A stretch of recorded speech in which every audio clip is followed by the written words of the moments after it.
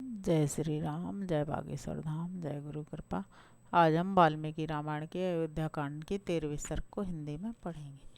जय राम रमा रमणम समनम भव ताप भयाकुल पाहि जनम अब देश सुरेश रमेश विभो शरणागत मांगत पाहि प्रभो।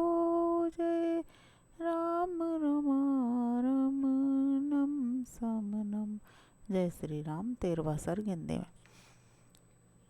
महाराज दशरथ उस अयोग्य और अनुचित अवस्था में पृथ्वी पर पड़े थे। उस समय वे पुण्य समाप्त होने पर देवलोक से भ्रष्ट हुए राजा ययाति के समान जान पड़ते थे। उनकी वैसी दशा देख अनर्थ की साक्षात मूर्ति के कई, जिसका प्रयोजन अभी तक सिद्ध नहीं हुआ था, जो लोक अपवाद का भय छोड़ चुकी थी और श्री राम से भरत के लिए भय देखती थी, पुनः उसी वर के लिए राजा को संबोधित करके कहने लगी। महाराज, आप तो डींग मारा करते थे कि मैं बड़ा सत्यवादी और दृढ़ प्रतिज्ञ हूँ, फिर आप मेरे इस वरदान को क्यों हजम कर जाना चाहते हैं। केकई के ऐसा कहने पर राजा दशरथ 2 घड़ी तक व्याकुल की सी अवस्था में रहे। तत्पश्चात कुपित होकर उसे इस प्रकार उत्तर देने लगे। ओ नीच, तू मेरी शत्रु है। नरश्रेष्ठ श्री राम के वन में चले जाने पर जब मेरी मृत्यु हो जाएगी, उस समय तू सफल मनोरथ होकर सुख से रहना। हाय, स्वर्ग में भी जब देवता मुझसे श्री राम का कुशल समाचार पूछेंगे, उस समय मैं उन्हें क्या उत्तर दूंगा। यदि कहूँ उन्हें वन में भेज दिया, तो उसके बाद वे लोग जो मेरे प्रति धिक्कार पूर्ण बात कहेंगे, उसे कैसे सह सकूंगा। इसके लिए मुझे बड़ा खेद है।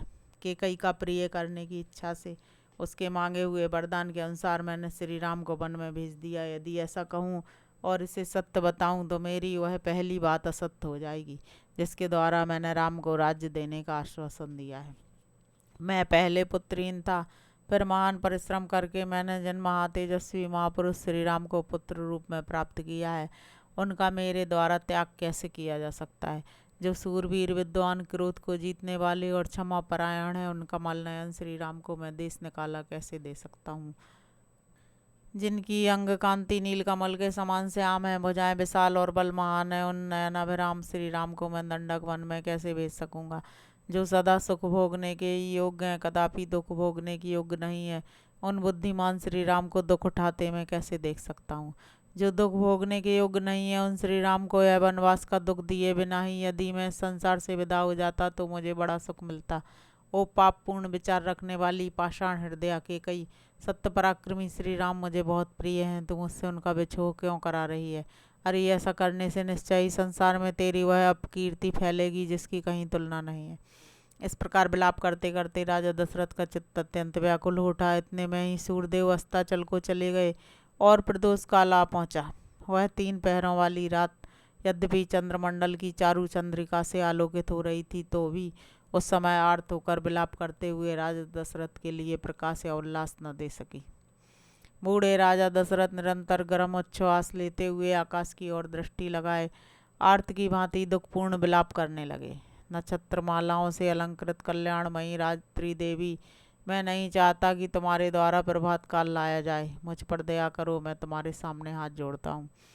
अथवा शीघ्र बीत जाओ, क्योंकि जिसके कारण मुझे भारी संकट प्राप्त हुआ है, उस निर्दय और क्रूर केकई को अब मैं नहीं देखना चाहता। केकई से ऐसा कहकर राजधर्म के ज्ञाता राजा दशरथ ने पुनः हाथ जोड़कर उसे मनाने या प्रसन्न करने की चेष्टा आरंभ की। कल्याणमयी देवी, जो सदाचारी दीन तेरे आश्रित गतायु और विशेषता राजा है, ऐसे मुझ दशरथ पर कृपा कर। सुंदर कटी प्रदेश वाली केकई नंदिनी, मैंने जो है श्री राम को राज्य देने की बात कही है, वह किसी सूने घर में नहीं, भरी सभा में घोषित की है। अतः बाले, तू बड़ी सहृदय है, इसलिए मुझ पर भली भांति कृपा कर। देवी प्रसन्न हो जा। कजरारी नेत्र प्रांत वाली प्रिय, मेरे श्री राम तेरे ही दिए हुए इस अच्छे राज्य को प्राप्त करें, इससे तुझे उत्तम यश की प्राप्ति होगी।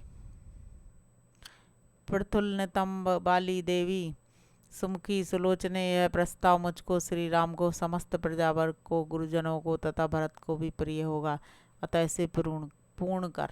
राजा के हृदय का भाव अत्यंत शुद्ध था। उनके आंसू भरे नेत्र लाल हो गए थे और वे दीन भाव से विचित्र करुणजन विलाप कर रहे थे। परंतु मन में दूषित विचार रखने वाली निष्ठुर केकई ने पति के उस विलाप को सुनकर भी उनकी आज्ञा का पालन नहीं किया।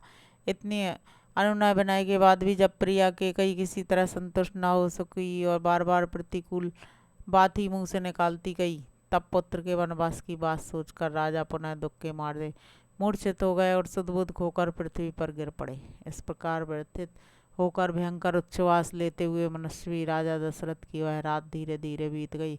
प्रातःकाल राजा को जगाने के लिए मनोहर वाद्यों के साथ मंगलगान होने लगा, परंतु उन राज शिरोमणि ने तत्काल मनाही भेजकर वह सब बंद करा दिया।